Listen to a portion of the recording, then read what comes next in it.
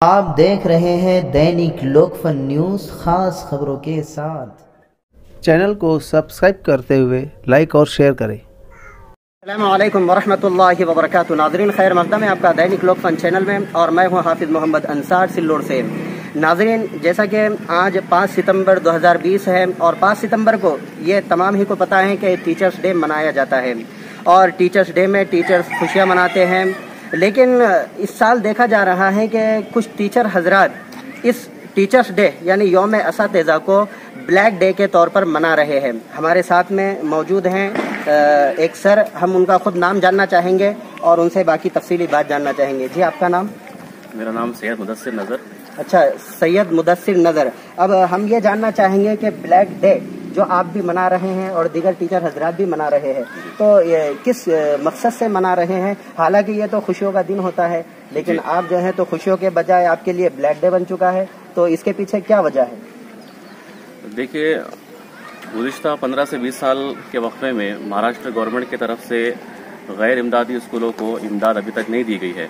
बार बार government की तरफ से जो है तो ये बताया जाता है, ये आश्वासन दिया जाता है कि आने वाली कैबिनेट में, आने वाले साल में या कुछ ही दिनों बाद जो है तो हम स्कूलों को ग्रांट दे देंगे। तो इसी उम्मीद में जो है तो टीचर्स हजरात जो है तो अपनी खिदमत स्कूलों में अंजाम दे रहे हैं कि भाई आज नहीं तो कल उनका फ्यूचर सिक्योर हो जाएगा। लेकिन फ्यूचर के सिक्योर करने में फिलहाल प्रेजेंट में जो मुश्किलात का सामना करना पड़ रहा है, वो एक नॉन ग्रांट टीचर ही समझ सकता है कि उसको किस तरह की मुश्किलात पेश आ रही हैं। और इस ज़िम्मत में गवर्नमेंट अपनी तरफ से कोई रद्द-ए-अमल ज़ाहिर नहीं कर पा रही है, और जैसे जैसे वक्त गुजरता जा रहा है वो सिर्फ अपना वक्त गुजारी का काम कर रहे हैं। और इसीलिए टीचर हजरात जो है इस लॉकडाउन में ज़्यादा परेशान हो चुके हैं, क्योंकि बहुत सारे टीचर्स ऐसे थे जो स्कूल के अलावा कुछ बिजनेस, इसके अलावा ट्यूशन क्लासेस या कोई भी प्राइवेट काम करके जो है तो अपना घर द्वार चला रहे थे। लेकिन लॉकडाउन में ऐसी हालत हो गई है कि ना वो काम कर पा रहे हैं, ना ट्यूशन क्लासेस की परमिशन मिल रही है। उस वजह से उनकी जो इनकम थी वो तो बंद हो चुकी है, और इस वजह से सरकार को जो फौरी तौर पे कदम लेना चाहिए था टीचर हजरात के लिए, वो अभी तक गवर्नमेंट ने नहीं लिया है। इस वजह से टीचर हजरात जो गैर इमदादी है उनकी हालत दिन ब दिन बद से बदतर होती जा रही है, और गवर्नमेंट है कि बस नए नए कानून, नई नई चीज़ें सामने ला रही है। पिछले सरकार जो बीजेपी की सरकार थी, तो उन्होंने 5 साल का वक्फा पूरा इसी में गुजार दिया कि हो जाएगा, और ऐन वक्त पर, मतलब जब उनकी सरकार जाने वाली थी, गवर्नमेंट चेंज हो गई है, उस वक्त उन्होंने जो है तो GR रिलीज़ किया कि हम जो है तो 20% ग्रांट देंगे। लेकिन उसमें भी उन्होंने जो है तो पेमेंट वगैरह का कोई जिक्र नहीं किया। 5 साल का वक्फा गुजर गया, उसके बाद इलेक्शन आ गए। इलेक्शन होने के बाद अब नई सरकार वजूद में आ गई, जो कंबाइन सरकार है शिवसेना और कांग्रेस और राष्ट्रवादी कांग्रेस की। तो अब उनके मंत्रियों से भी जो है तो बातचीत की गई कि भाई पीछे सरकार ने 20% ग्रांट देने का वादा किया था, अब आप उसको जो उसका GR तक निकल गया था, अब उसके ऊपर अमलबजानी कीजिए, आप पेमेंट रिलीज़ कीजिए। तो अभी तक भी इस गवर्नमेंट ने टीचर्स की पेमेंट रिलीज़ करने के लिए कोई कदम नहीं उठाया है।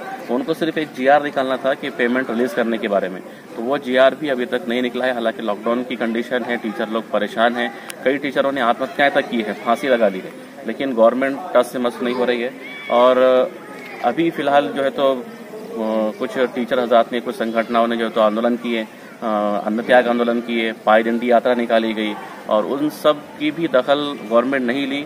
ऐसा माना जा रहा है कि गवर्नमेंट को कुछ फ़र्क ही नहीं पड़ रहा है कि लोग क्या कर रहे हैं, अन्न त्याग कर रहे हैं, आंदोलन कर रहे हैं, मर रहे हैं, लेकिन वो अपना फैसला लेने में अभी तक नाकामयाब रहे।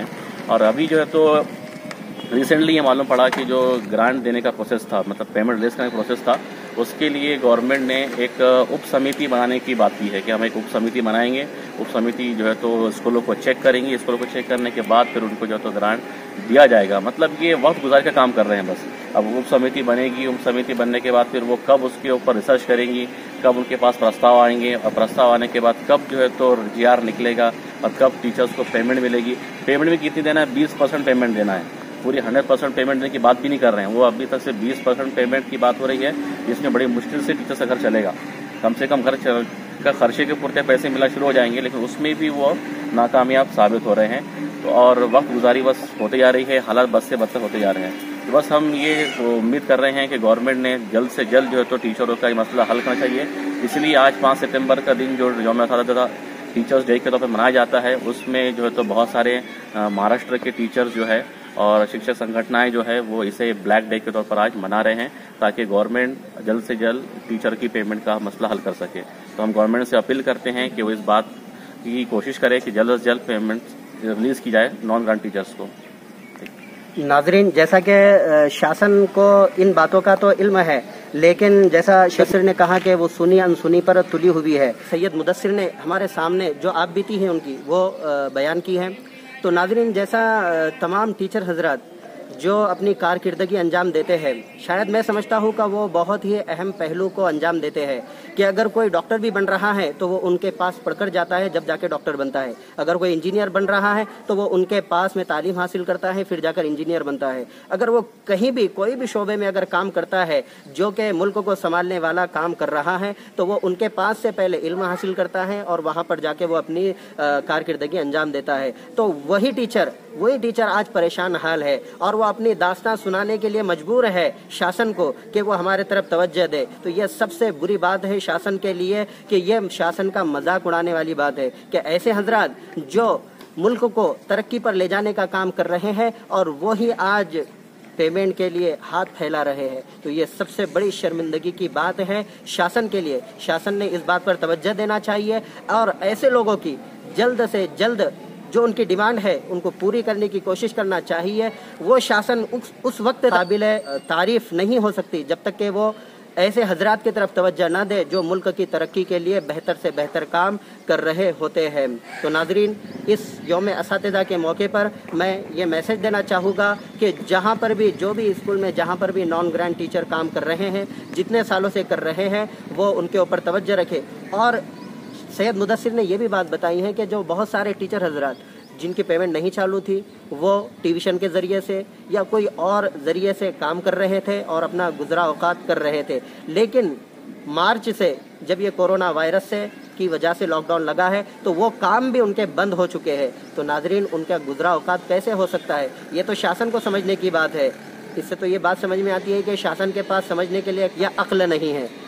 लेकिन अगर उनके अंदर ज़रा सी भी शर्मिंदगी होगी तो वो इस पर तवज्जो देंगे और इन टीचर हजरात की इन सबसे बड़ी परेशानियों को दूर करने की फ़िक्र करेंगे। अगर वो ये सोचे कि उनका नाश्ता अगर वो सुबह में करते हैं तो उसके लिए कितना पैसा लगता है, जब वो लंच करते हैं, दोपहर का खाना खाते हैं तो उसके लिए कितना पैसा लगता है, और अगर वो शाम का खाना खाते हैं तो उसके लिए कितना पैसा लगता है, उनके गाड़ियों में घूमने के लिए पेट्रोल का खर्चा कितना होता है, उनके बच्चों को देने के लिए पैसा वो कितना देते हैं, इन तमाम का अगर वो कैलकुलेशन करेंगे और उसके ऊपर वो देखेंगे, गौर व फिक्र करेंगे, तो उनको एक टीचर के अखराजात का भी पता चल जाएगा कि उनका खर्चा कितना है। और वो टीचर जो बगैर इनकम के अपनी जिम्मेदारी अदा कर रहा है वो बेचारा कितना परेशान हाल है।